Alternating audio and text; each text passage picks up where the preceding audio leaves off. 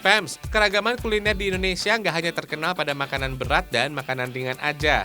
Jauh sebelum ada es krim kekinian, ada sang legendaris bernama es puter. Es puter menjadi es krim khas Indonesia yang memakai santan kelapa sebagai bahan utamanya.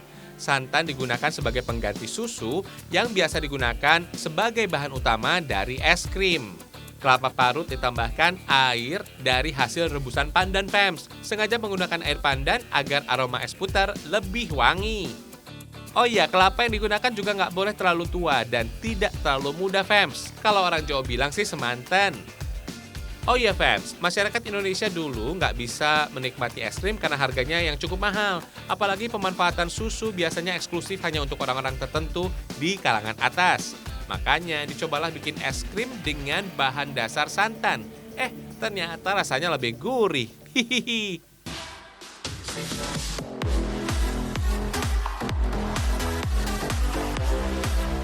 Jangan lupa saring untuk menghasilkan es puter yang lembut dan gak ada ampasnya. Sebagai pemanis, es puter bisa memakai tambahan gula pasir dan sedikit sirup frambozen. Oh iya Fam, semua bahan dan proses untuk membuat es puter ini dilakukan dengan cara tradisional. Tidak menggunakan freezer atau lemari pendingin sama sekali. Jadi cukup pakai es batu dan garam yang digunakan sebagai penurun suhu.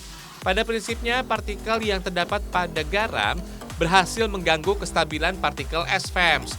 Jadi bisa memutus mata rantai ikatannya deh. Dengan begitu, es mengalami peleburan tanpa adanya penambahan panas dari luar Fams. Nah, karena peleburan es tetap membutuhkan energi, maka mereka menyerap panas yang ada dari bahan es puter tadi. Kalau biasanya es batu memiliki suhu sekitar 0 sampai minus 3 derajat Celcius, adanya penambahan garam suhunya bisa jauh di bawah itu. Gak heran kalau garam yang digunakan cukup banyak, sekitar 5 kg Fams. Nah, proses yang satu ini nggak kalah penting Fams, yaitu proses memutar tabungnya nih. Proses inilah yang menjadi dasar penyebutan es puter, karena dibuat dengan cara yang tradisional.